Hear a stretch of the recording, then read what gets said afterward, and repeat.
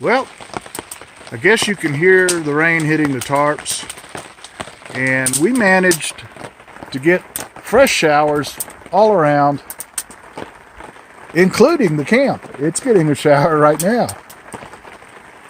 What are we doing? We're going to sit here by this fire under the tarp and relax. Y'all get out, be safe, and go adventure.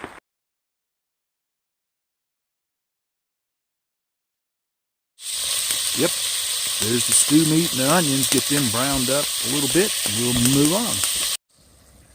Well, that stew meat and them onions are cooking up nice, and I wish someone would invent a Smellorama app for Android, because y'all really need to be able to smell what this smells like right now. It is so good.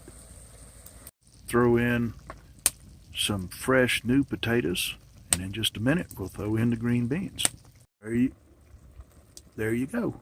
Some green beans. We'll cover this thing up and let it simmer and cook for, I don't know, an hour or two.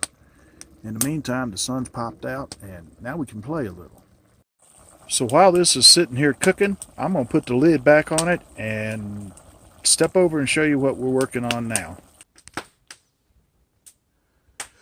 So we do collect our rainwater off the tarps, and that water gets used for showering, where it gets screened and all that kind of stuff, so that there's no bugs and things coming out being nasty.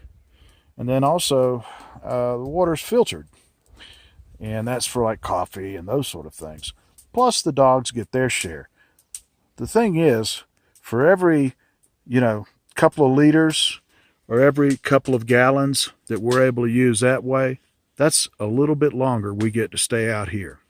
Well, I guess you can hear the sound on the tarp. It's taken back to raining, and so that's why I'm just kind of sitting out here hanging around the fire. Let's take a peek, shall we? Remember, safety first, folks. Keep them gloves handy. This stuff's hot. Let's look in here.